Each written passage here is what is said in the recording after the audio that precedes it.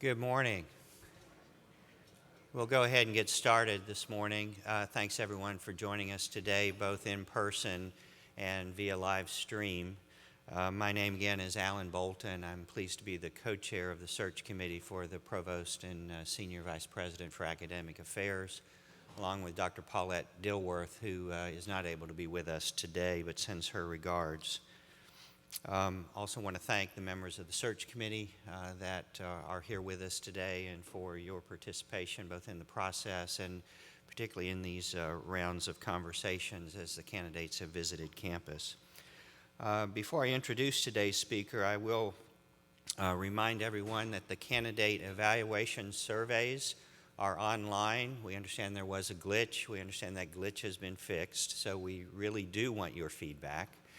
So if you had trouble dealing with SurveyMonkey online, please try again because the vendor has told us that that problem has been rectified. So we will take the vendor at his or her word on that.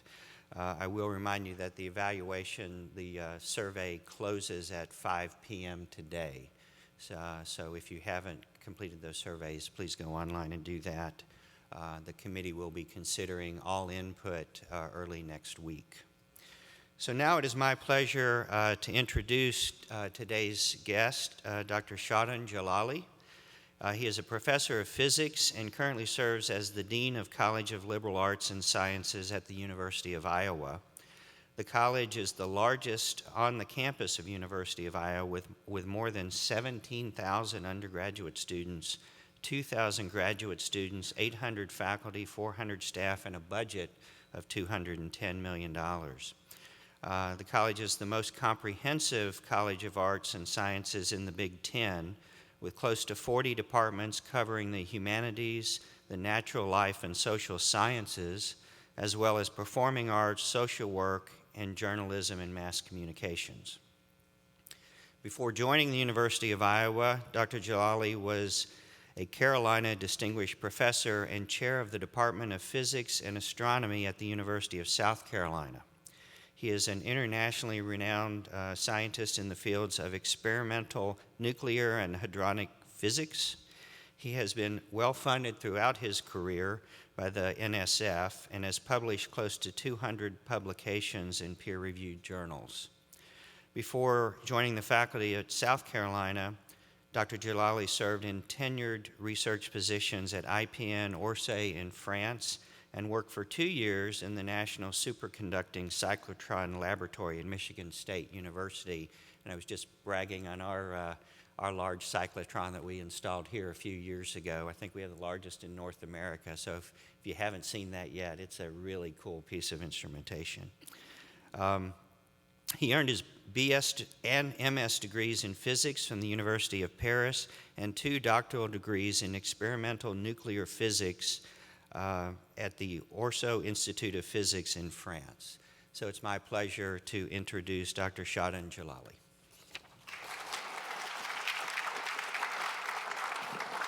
Thank you, Alan. Good morning, everyone, and I'm pleased to see so many people at 9 o'clock in the morning on a rainy day. I want to thank also the members of the search committee and everybody I've met so far. My wife and I have had really a fantastic experience so far, and I'm sure it's going to be great today. I'm just hoping it's not going to rain when they're going to take me on a tour of the campus later. I've been given the almost impossible task of talking about the future of higher education and the role that UAB plays in it in less than 20 minutes. And it's impossible because the topic requires maybe weeks of discussion. And secondly, because as a faculty member, I'm teaching essentially the Tuesday and Thursday classes. My brain is wired in 90 minutes slots, okay? But I'm going to try to do this. So briefly, before I go into the topic, I just want to give you briefly some information about my own background and also why am I interested in this position, why now, and why at UAB. Just briefly, it's not on my CV.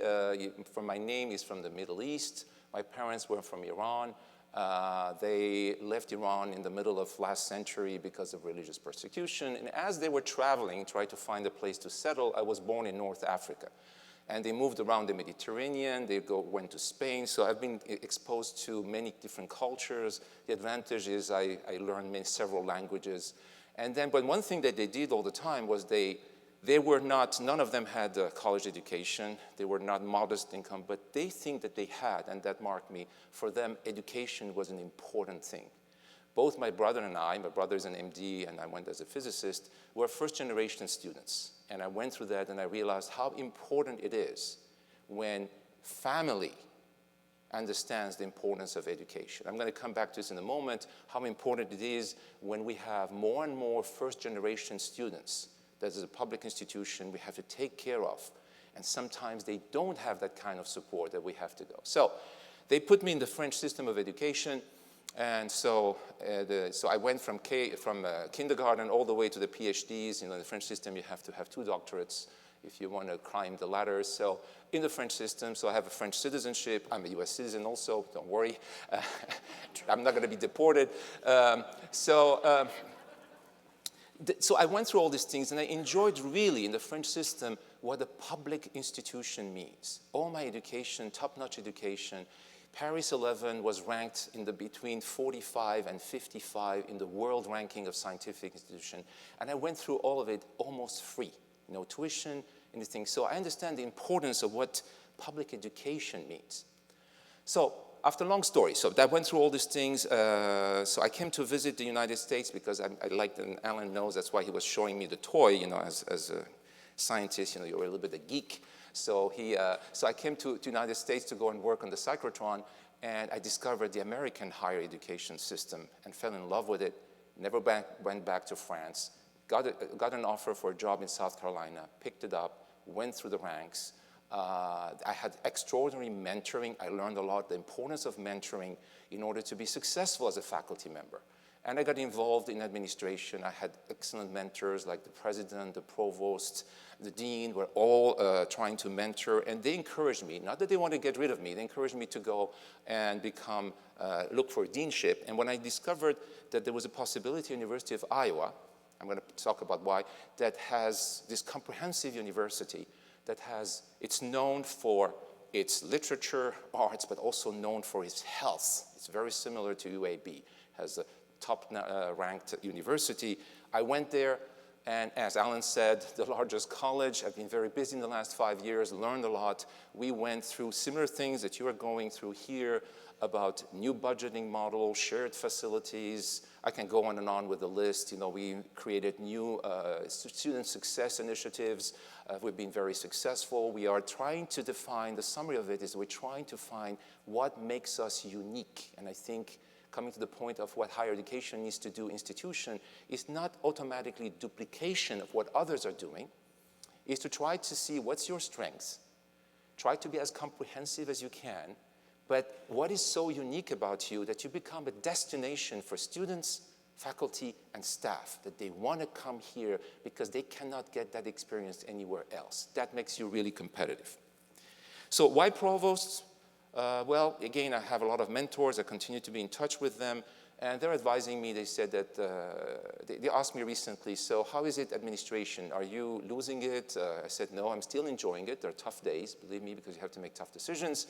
Then they said, well, you should consider, you're at this age in your career that you should consider the next step. So I decided to consider the next step.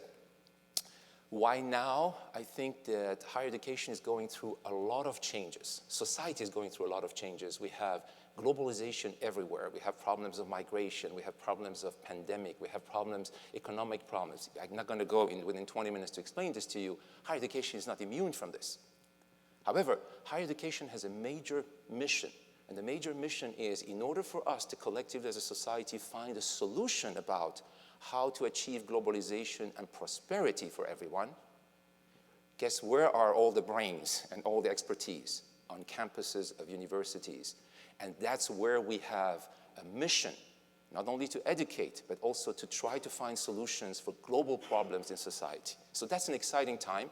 I think that collectively in higher education, if we get together, understand that a change is there, and change is not crisis, okay? Change is something that's natural, it's happened many times.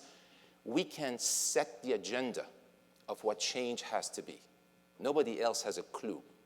Okay? Just read the newspaper and you're going to be convinced that nobody else has a clue. Why UAB? Well, UAB has all the characteristics of what attracted me to University of Iowa. Strong health side, which is very important. When I went to Iowa, I had this, we have the east side of the river, west side of the river, and I went to arts and sciences, and I was hearing from arts and sciences, the 800-pound gorilla is the medical school, is getting everything, we're not getting anything. So I think we changed that culture slowly, and there's much more collaboration, and right now we've reached a point where both sides are collaborating and moving forward in a very constructive win-win situation. And I'm excited because I think similar things are happening here and could happen here. Now, briefly, what's the problem with higher education? Okay, so I'm going to question something. So if you look in the press, Chronicle of Higher Education, and by the way, if you have high blood pressure, don't read Chronicle of Higher Education. It's not good for you. But all these things, and you have a lot of books. Let me think of all these books, and unfortunately, I bought all of them to read. Things like Academically Adrift, The End of College, College Unbound, The Great Unbundling of Higher Education, Public No More, Why Does College Cost So Much? Is College Worth the Cost? Just to name a few. I read all these books. There are very little, don't tell the authors, I hope this is not going to be very public. There are very few gems in it. It's essentially a sensational thing, marketing, and it works because I bought all the books, okay? But before trying to go through all this doom and gloom, what I suggest is, we don't have time here, is some of these books, if you want afterwards I can tell you, start by giving a history of higher education in the United States. If we want to know what the future is, we have to learn what the past is and where we are. Higher education in the United States, and you're part of it, is truly, regardless of what they say, regardless of all the challenges, it's a jewel that the United States should be proud of, has put the United States in the forefront of education, discoveries, and all the things that you can think. No other country. I travel a lot in my position as dean because our university is trying to do a lot of globalization, internationalization. Only in my college, I think I have, between majors and also those who we service for the business school, 2,600 undergrads from China, just to give you an idea. So as I traveled to China, I was recently in Abu Dhabi, South America, everybody wants to emulate the American system. It's their envy.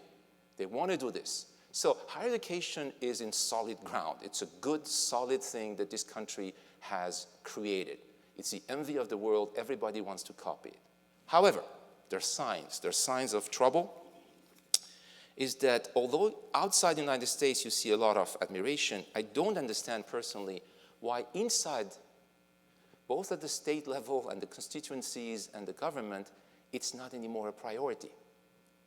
And we're slowly losing our competitiveness in the world. And this is something that leadership in higher education has to get hold of the narrative again and explain to all constituencies how critical it is for the competitiveness of this country to continue to maintain and support. So what's happening? Just briefly, a few numbers. You know these things. But if you look at the OECD ranking, the United States, is dropping like a rock, okay? We are ranked, I'm not going to give you the ranking because it's depressing. The number of young people with post-secondary degrees is 44% and dropping. 29% of college-age students actually enroll. Graduation rates are increasing slightly, retention, but they're still stagnant and low. For the first time, the new generation is less educated than their parents. So, and the list can go on and on. And then we are caught in the middle of two things. Pressure on one side, mostly political, by having the students go through as fast as they can, in a sense like a vocational thing, to get the first job. And then I'm on the road doing fundraising and I meet CEOs and employers. They tell me quite the contrary. They said, no, we want people who are well-rounded, understand, critically think, and that's the mission. So we're caught between these two things, and I wish one day we can put both sides together so they can get to consensus about what they want. But we, as a mission, as a higher education, need to stick to what we think is best for. So, depending on how we answer this question, so you saw this plethora of all these things saying doom and gloom for the future of higher education. There are a lot fewer, but there are very important articles. I'm sure you've seen this. Two that got my attention, they're already 2 years old. One was by Janet Napolitano. It was an op-ed in the Washington Post entitled Higher Education Isn't in Crisis. It's still relevant. If you haven't read it, I suggest you go and read it. There was another one, very nice, by then president of the AAU, Hunter Rawlings, who also many years ago was the president of the University of Iowa. College is not a commodity. Stop treating it like one. I think that article is short, to the point. Essentially, the point it's making is that higher education is not buying a car. Okay? It's much more subtle than that, and puts it in perspective. What I suggest you to do, again, that would save me time to see what the future is here, is the series of books, and most of you must have seen it, that came out of the Lincoln Project. I don't know if you're familiar with this. The American Academy of Arts and Sciences commissioned a group of people to look into the Lincoln Project, and they came with 5 books. They're on the web, PDF. You can look at them. They are really, really great. They make a case for higher education. They say what the future it is, its importance, and how we need to treat it and what we need to do. For those of you who are involved in research and the importance of what funding, federal funding, or other sources of funding from the private sector are critical to research, there is also another document that came out from MIT called The Future Postponed. And I suggest you to read that. It's also eye-opening because it also addresses some of the challenges the society is facing, that as an institution, top-ranked public institution, research institution, we need to look into. Let me read 2 quotes here. These are from Craig Calhoun in an article entitled Knowledge Matters, the Public Mission of a Research University, summarizes what the mission is of institution like Iowa or like yours. It says, knowledge is the business of the research university. Creating knowledge through research, preserving and renewing knowledge through scholarship, transmitting knowledge through teaching and learning, and distributing and applying knowledge in public service. The widespread consensus is that knowledge matters, and indeed matters more all the time to the future and contemporary society. You can get to consensus among all the parties that knowledge matters. Nobody says we want to create ignorant people or ignorance is a good thing. Where the problem becomes critical for the future of higher education is, and Craig continues saying, there is much less agreement on whether research universities have a distinctly public mission, and perhaps still less agreement on the best way for universities to be public. That's the heart of the debate, and how you answer that question, either collectively, individually, tells you what the future is, what kind of future do you want for higher education, and within that future, what is the role of the institution you're in, and what role are you going to play to do that?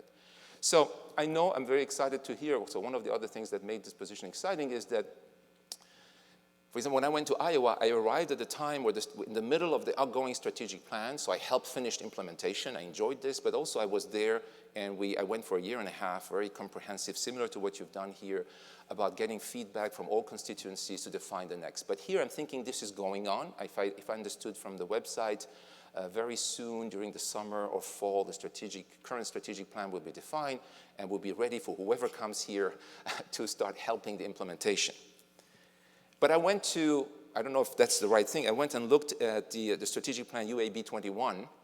I guess, I don't know if it's maybe much older and things, but it states the vision and the mission, which says, that UAB wants to be an internationally renowned research university, a first choice for education and healthcare.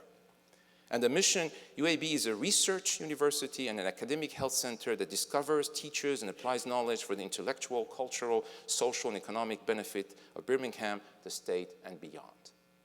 So by saying that, and I'm sure a modified version, updated, will be in the next strategic plan, as an institution, with feedback from everybody, I went and read on the web all the responses, pages and pages. By the way, parking seems to be a problem there, but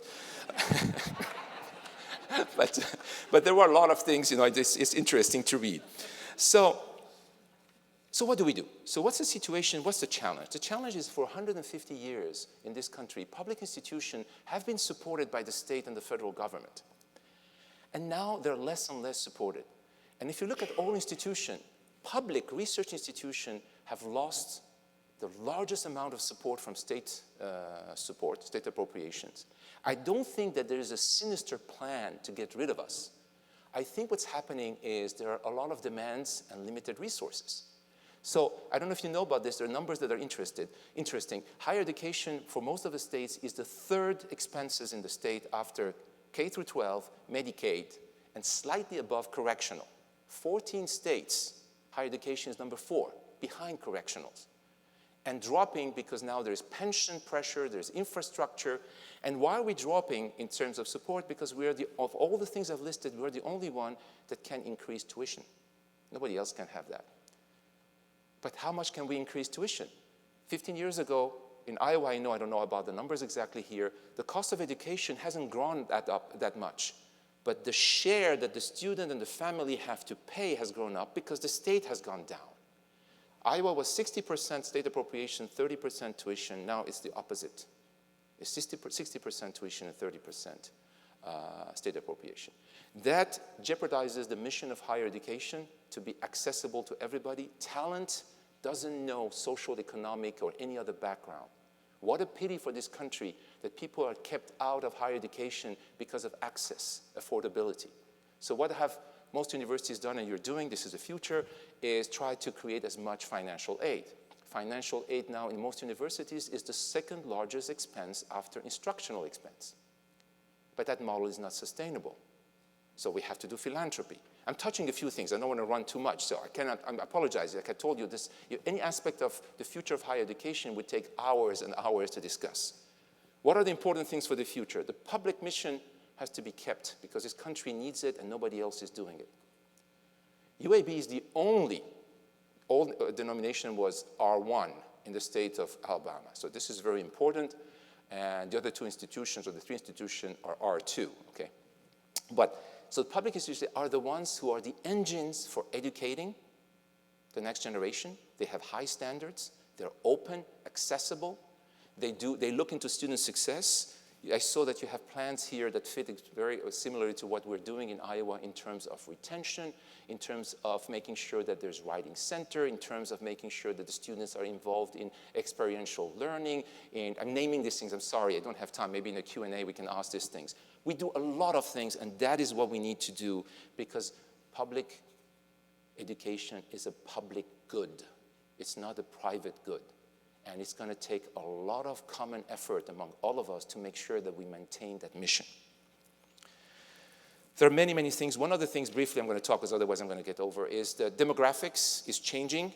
The more and more you're going to have, it's not the traditional 18 to 24 years old. You can have geographically bound people, adult people coming back.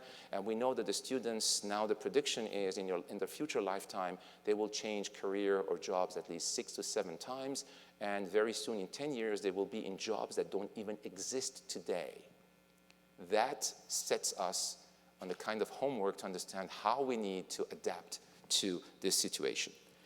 There are many more things I can talk. Just briefly, I'm going to talk about graduate education is important. Graduate education goes hand in hand with research and scholarly activity. This is also being reviewed. In the Big Ten, I go to meetings. I go to the AAU meetings. Believe me, we have days of discussion about what the future of graduate education should be, time to degree, update the curriculum.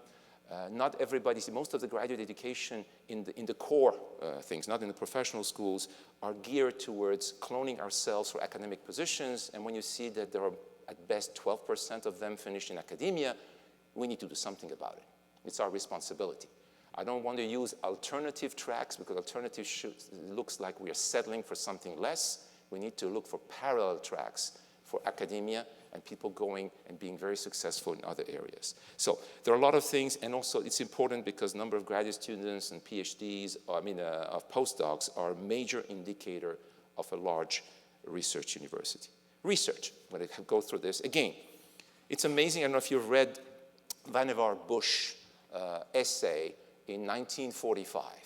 If you haven't, I strongly suggest this weekend, take some time, download the PDF and look at it. This was the President Roosevelt at the end of the war to ask him, what should be the future of science? What should be the future of scholarship? Although it's focused on science, you can read there are gems where he says social sciences, humanities, all these things matter.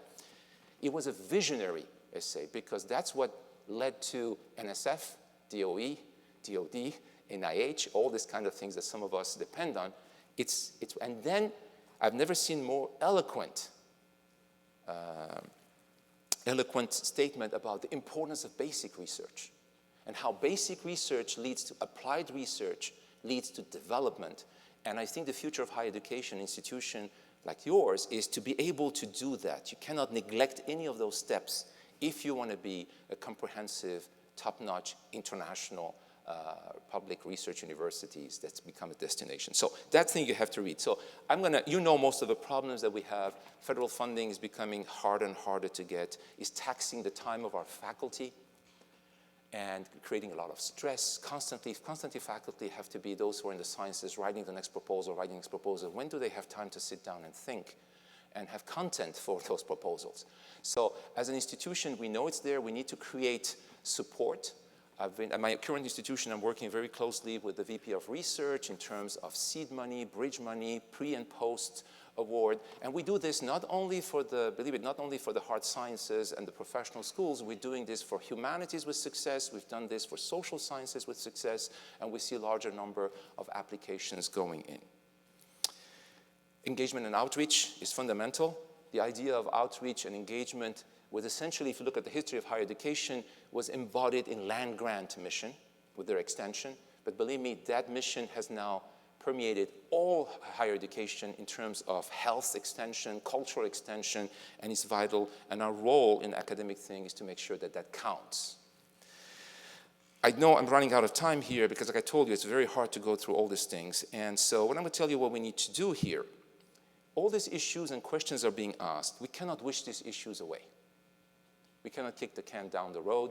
We have to address them, confront them, get hold of our narrative again. And how we do this is by collectively, faculty, staff, students, donors, alumni, get together and try to recapture the narrative, say what our mission is, what we want to do, the public good. And in an organization as complex as a public research university, strategic planning is very important, and it has to be firm, empirical basis. It's not because I'm a scientist that I'm driven to data, but data is important. And since I've been the Dean of Arts and Sciences, I'm always careful to remind people data is just the first step. That starts the conversation. Why? Because it brings reality and expectations together, gets rid of urban myth and all the conspiracy theories, but data alone does not drive decisions. It's the most important thing. There's a lot of qualitative things that have to go in. How is UAB done? I'm almost done here. It's doing well, in a sense, from some outsider, at least what has been presented to me, unless there are things in the closet nobody has shown me. But from what they've presented to me, you're actually impressive, okay? I'm coming from an AAU institution, and we brag about our health side, and yours actually dwarfs ours in terms of revenue from NIH and the kind of things that you're doing on the health side. Potential for, and then there are not only the health side, I'm hearing a lot of good things happening in engineering, in all the health industry. So all these kind of things there, but I see all the ingredients there. And if I understood correctly from watching the videos from the president and talking to the leadership, the idea is to make this a comprehensive, really strong university as it can be. It has all the ingredients there for student success, for addressing globalization, in terms of branding, all these things. So this is what attracts me to this position. What's the role of the provost? To work closely with the president and the leadership team, to make sure we communicate, to make sure that collectively we engage everybody, acknowledge that there is a lot of anxiety. You have to have empathy with all the constituencies, but as much as possible, build trust. How do you build trust? Without trust, you cannot do any leadership things. You build trust by being open, transparent, and when you have a problem, you share it. This is what, for me, shared governance is more in terms of shared consultation so the leadership can make informed decisions. That's very important to do this. So the provost has to have what I call the hand, because we're in a medical metaphor, the hand on the pulse, academic pulse of the institution, and be keenly aware of what's happening in the nation and in the world, and try to, as much as possible, help with bringing, like I said, trust and morale up. Let me finish with one quote And I think it's, you have in your branding, you say knowledge that change your world. But Nelson Mandela said something like, education is the most powerful weapon which can be used to change the world. Thank you very much.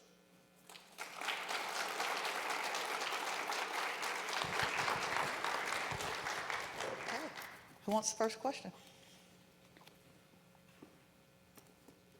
There we go. Okay. Good morning. Morning. I work for UAB Libraries.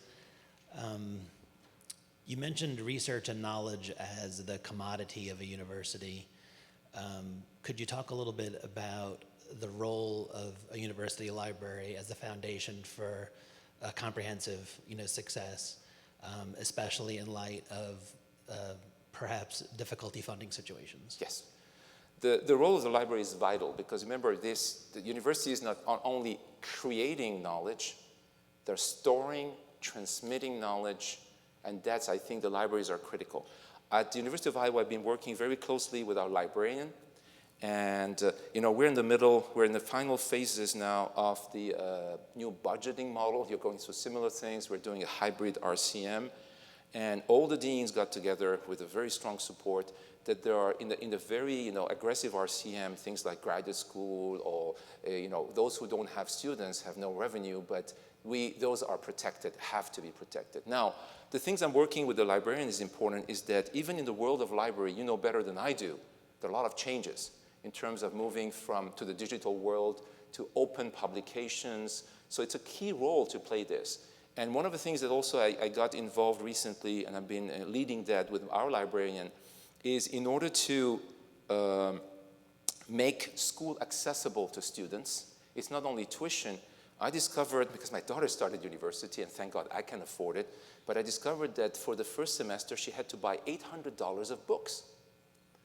And I thought about all the people who have a hard time living barely on loans, they have to do this. So what we started, and this is not new, is try to see if within a few years at the University of Iowa, we can have open, free access for all the introductory courses, books. So around the country, you have to look at best practices.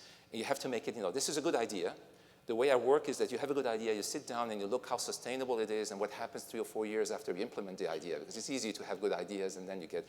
So we found different models we're going to implement, and if we were able to tell to everybody that for all the gen ed courses or the core courses, introductory courses, you will not have to buy books. Maybe the model would be you pay a little bit of fee for a book fee, it's very nominal to be able to maintain. So, long story short, libraries matter a lot. It's at the heart of things because that's where you keep the knowledge.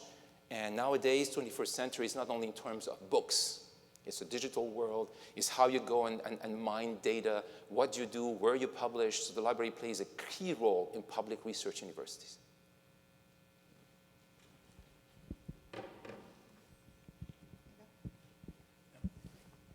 Hi. Just curious about in terms of access and things like financial aid and things like honors programs and such like that. And you mentioned how expensive financial aid is, but one of the things, especially, we're not Harvard. We don't have an $18 billion endowment that we can then, do need-based aid. A place like UAB does mostly merit aid, is my understanding.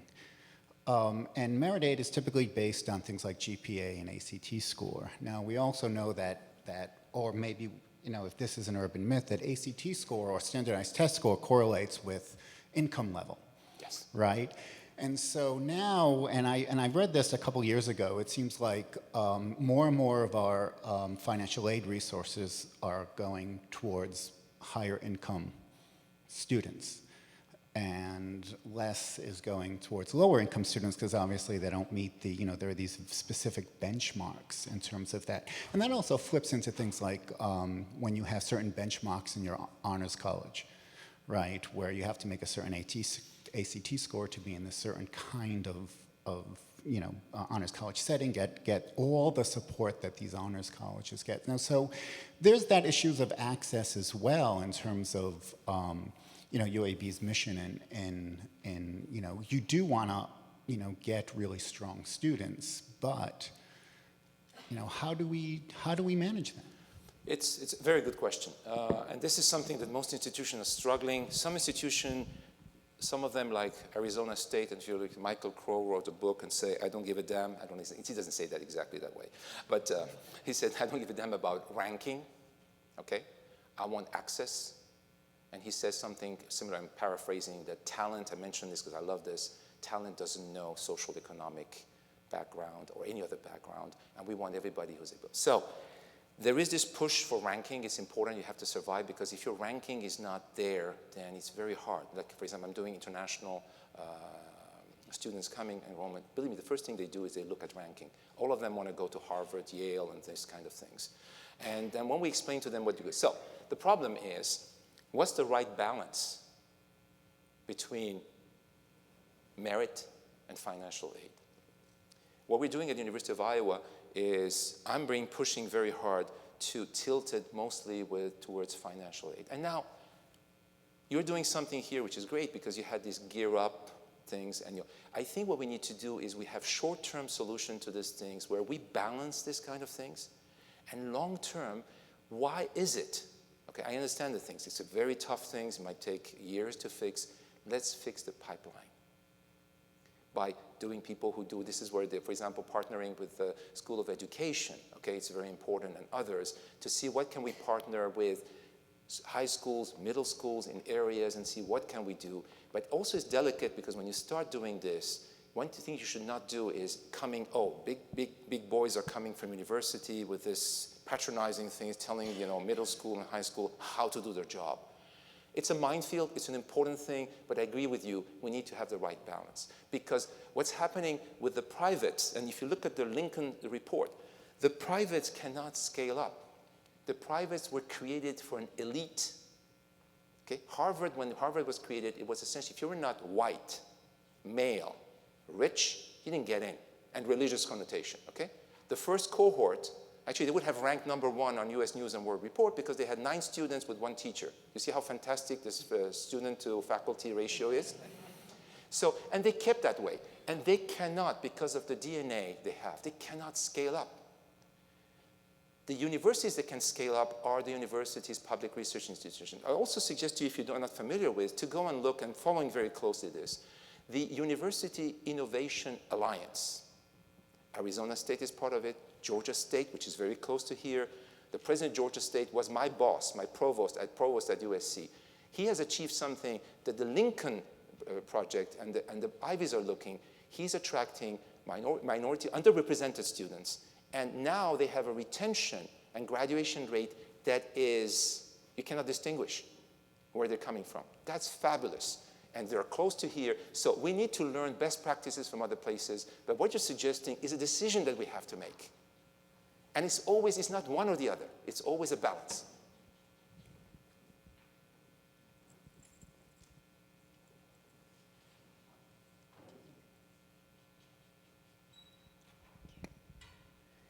Good morning. Good morning. Could you share with us your vision of the undergraduate curriculum of the 21st century? Yes. Well, like I said, it's work in progress. Because like I said, things are changing so fast. One of the things that we've done, and I was very pleased to see that you're doing similar things here, is because things are changing so fast, there are different needs. So what we did, just give you a few examples of what the kinds of things that we did in the college, the 5 years I've been there. We created at least 12 or 13 new majors, some of them very innovative. One, I was mentioning this yesterday to a group, we did, for example, a major that we pilot. So the kind of things we do, for example, when we try new majors that don't exist anymore. Not anymore, don't exist so far. So that's what I meant. And for example, we had entrepreneurship, to give you an example, entrepreneurship for art majors. What was the idea? The idea was that I met with parents that were worried that their son and daughter becoming a dancer might end up living for the rest of their lives in the basement with the parents and starving artists. But it's so sad that the job and the financial thing should be dictating what they want to do. So I asked the parents, do you think your son or daughter is good? They said yes. They said, then allow them to follow their passion. However, now here's what we could do. There is a certificate or a double major where they can follow their dream to be a dancer, but they will also know how to run a dance studio and be entrepreneurship. That's one example. Other examples we discovered is we're doing new things in the area of neuroscience, okay? And neuroscience, we created these majors that were needed where you bring people from basic sciences together with some people who are pre-med, and they're doing these kind of things. We created something on globalization that has business together with health kinds of things. So you look at the needs, and you look at what people want and what direction. What do we do with those things? We pilot them. I don't know here, you can do it differently. The way we pilot some of these majors to see how it works, we do them in the Honors College. Why we are doing this in the Honors College? Because I was mentioning this yesterday, I hate to use students who are here paying tuition as guinea pigs for our ideas.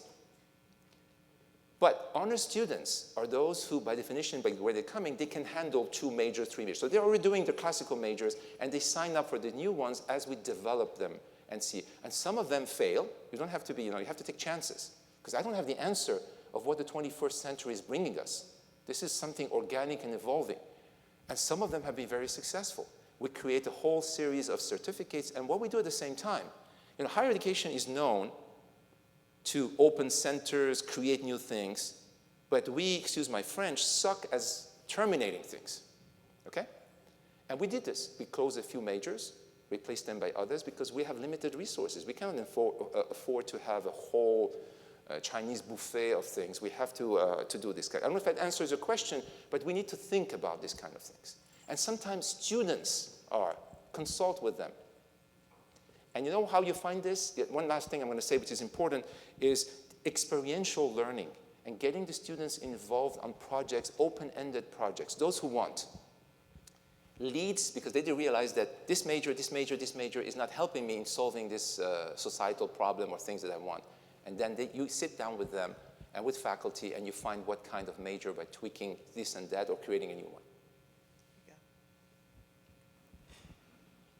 I'm interested in how you encourage widespread engagement of the faculty in decision-making processes or in setting the agenda.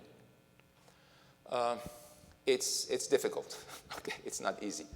But I think the first thing that you need to do, and this is something that has been frustrating for me, is communication, communication, communication. Do not assume that whatever chain of communication you have is working. And so what you do, of course, the larger, you see, the college I'm running is so large compared to the previous college that was at USC, which was 7 departments. So the dean met regularly with all the chairs, and twice a year could call a faculty meeting, and you had what, maybe 120 faculty could be in a room half this size. So the college that I'm running, I'm heavily counting on the chairs to be the communicators, but I discovered it doesn't work all the time. So what you need to do is you have to find ways of communication. So we have ways of communication through, it's not ideal because not everybody does so. And I apologize to my faculty, bombarding by email, calling open forum to that things and telling them what are the issues, this is transparency, that in the dean's office we're confronted with. Or what are the kind of things that the college is doing? I'm answering at the college level, okay? The college is doing in terms to address the strategic plan of the university.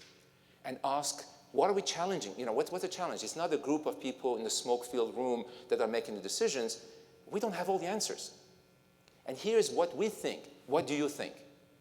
And I got involved, for the first time at the University of Iowa, I got the staff involved. They were never involved in this kind of things.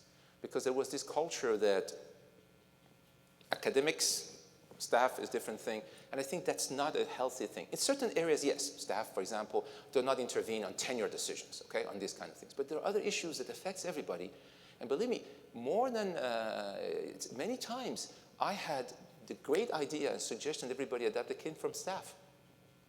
Sometimes you can involve the students in these kind of things. What I call consultation.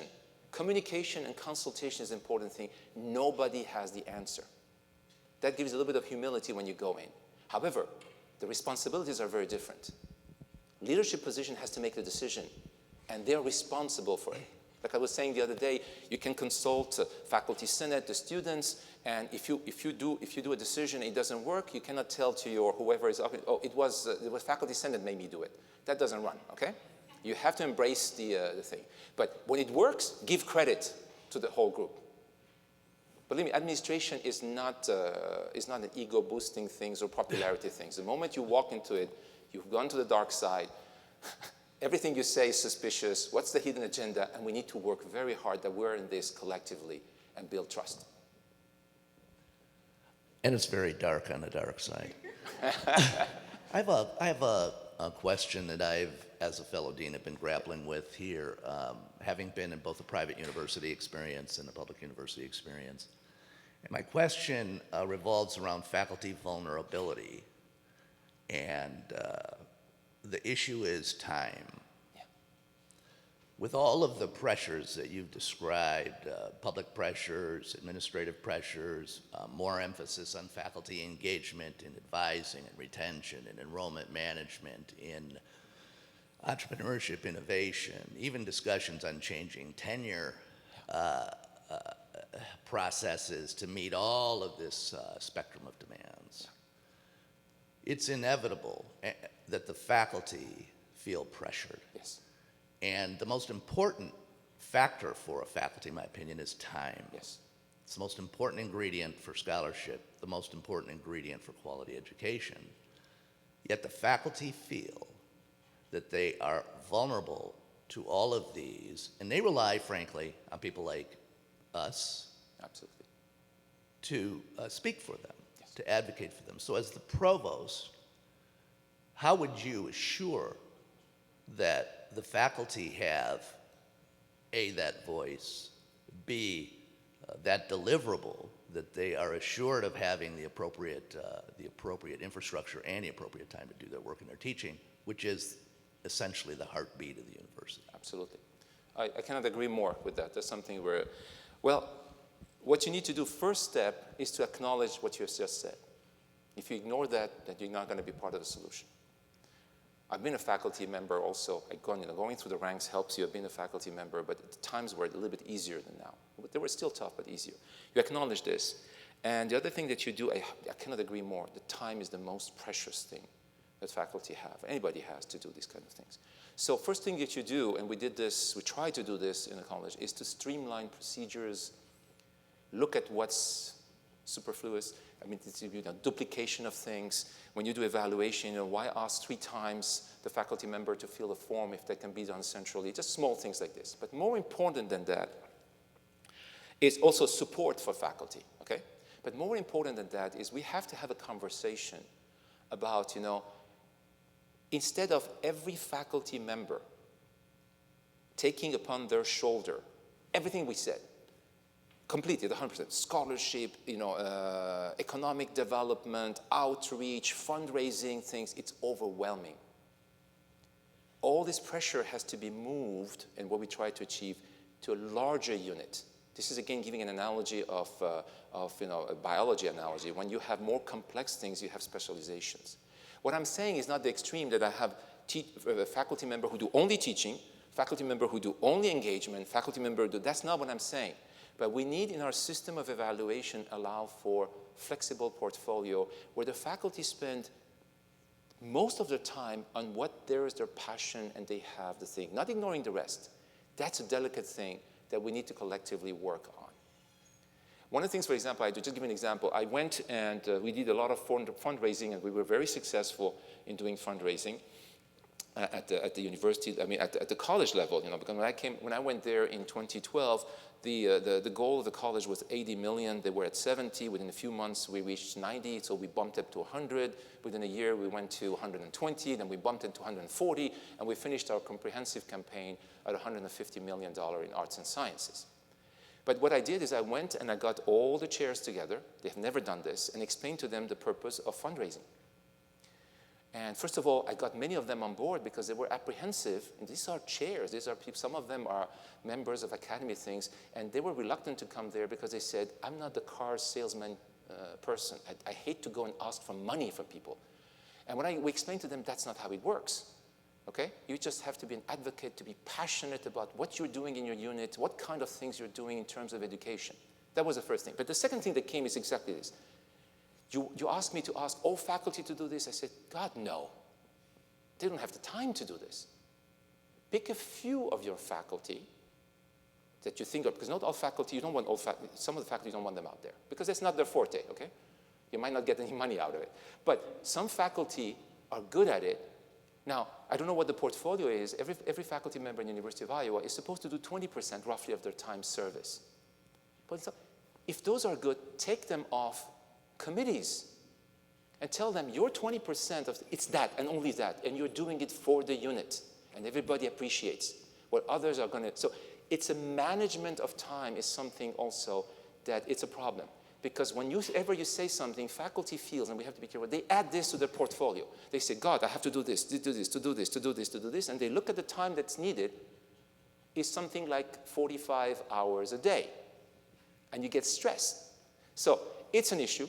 As administrators, we have to minimize, and when I tell faculty, some of my faculty, they complain that things are happening, I try to explain them, it's fine. You don't need to know what's happening in the dean's office, but if you were to know 80% of the things coming your way that we shielded you, you don't even know it happened. That's our job. And we need to shield them as much as possible. Faculty are the most precious thing we have. Any other, oh, in the back seat. And I'm going to ask if you wait till I get to you so the people listening can hear your question. I'm coming.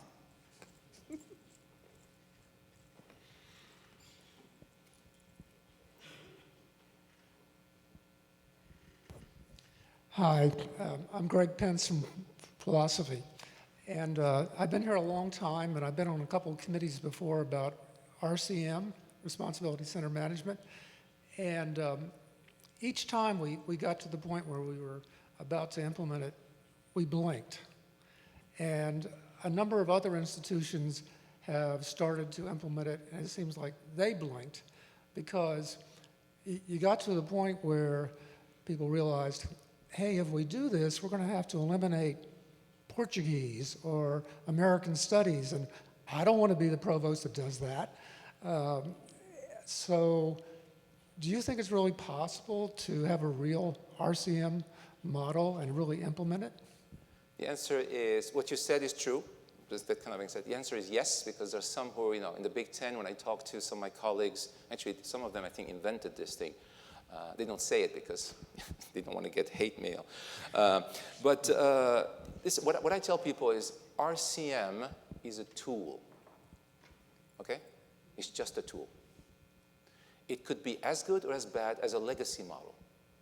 People have to understand budgetary decisions require leadership, and the leadership can make sure that it works or it doesn't work. It's very important. So now, example that you gave, first of all, first rule of RCM doesn't trickle down to the unit level. Because if it did in my college, I will have to, exactly, philosophy will be gone, okay, just to give you an example. We don't want to do that. Okay, so how do we do this? Budget is a tool. Budget model is a tool. All the time what you have to do is you ask yourself, I go back to what I said before, what is our mission? Who do we want to be? Once we agree collectively on that, then we need to know, do we have the resources to do it? And how we can better use those resources. And you start looking in the models, how you're going to do this. Believe me, it's a difficult thing to do. And then you start implementing it as a model, and you see once you implement, what are the consequences? If suddenly you implement a model, and the model means we get rid of the English department, you know that model is dead, because it's going to kill your mission. Some other places have done. So the way you do is you learn from what others have done. Unfortunately, it's not always transferable from one university to the other. But that's what you do. The important thing about, let me tell you, the important thing about RCM approach, or whatever you want to call it, is full transparency where the money comes and where it goes.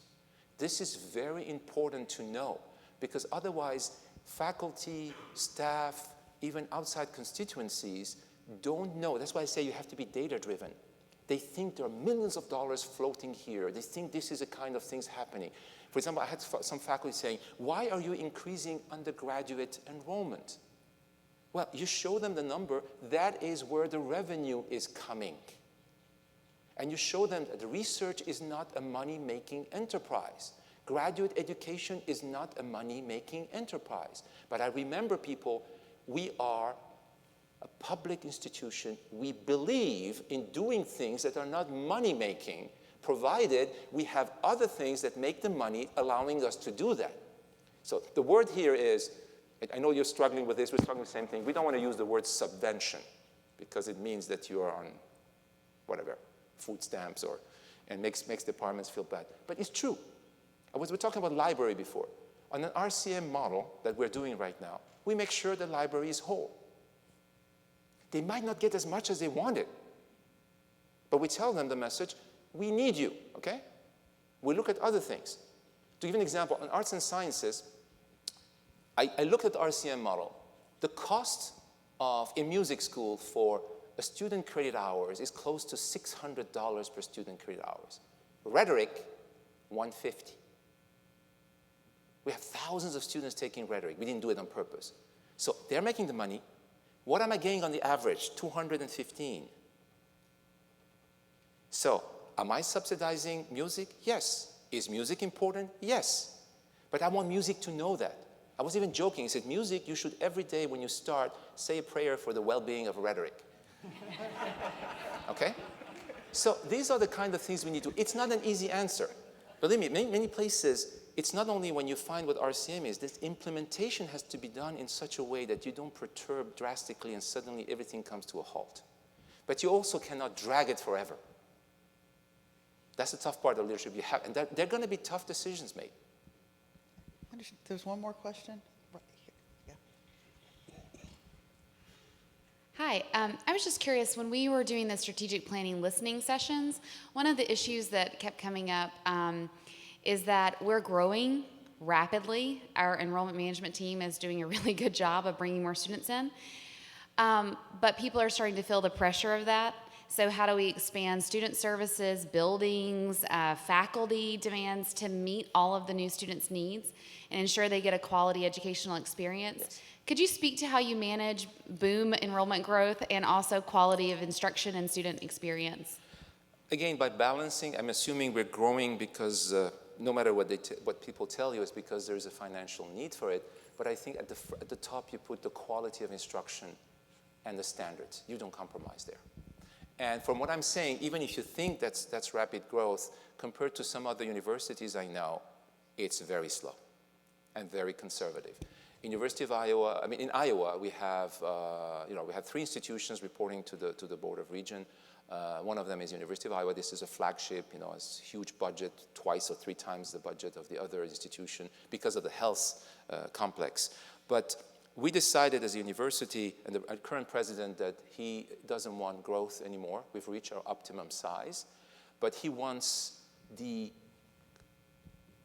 demographics to change, okay?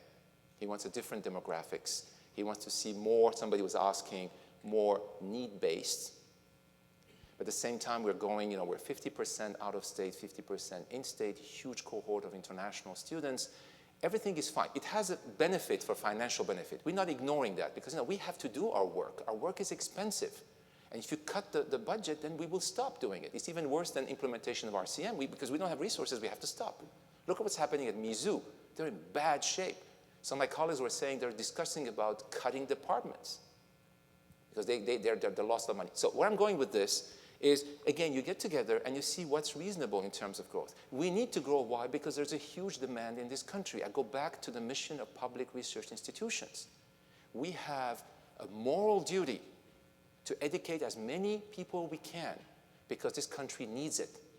There's a huge deficit of college-educated, post-secondary education. So you have to look at the situation. And, like I said, in Iowa, Iowa State decided to go. There were 29,000 students, and they're bragging they're bigger than us. We don't care. They can be bigger. But they had to put the students in trailers.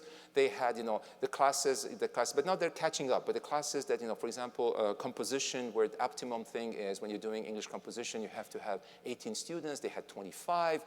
All the things you're describing. But that was a choice because the pressure was the more students you have, the more money you get. And leadership position is very difficult because you have to address both. You have to address this. You cannot ignore the money. That's what makes, some of my colleagues actually don't want to, once they've been dean, they decide either to stay dean or go back to faculty because they don't want it's daunting for them. But as a physicist, maybe I'm crazy, maybe I will regret it. I think these are important problems that need to be solved.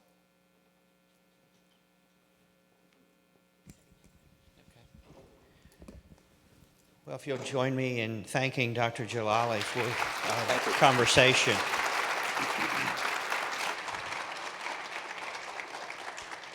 I wanted to do this because I've not used a chalkboard in a long time, but as we mentioned, we've been having some issues overnight with the SurveyMonkey instrument. So we're going to be monitoring that all day since the survey closes today at 5 p.m. But if you come across technical difficulties, email me, and I'll make sure that our team understands that we're having those difficulties so that we can try to correct them right away. It's a vendor issue, not our issue, but we're prodding the vendor to make sure that's working. Yes, sir. Those are already in, yeah. So anything that you've submitted is already in. It's just those of you, I know some folks were waiting for all the presentations and wanted to do them sort of side by side. So again, give us a heads up if you're experiencing difficulty, and we'll make sure we deal with that. So again, thank you for your participation in this process. We really do want your feedback, and the committee will be discussing your feedback next week. Thanks very much.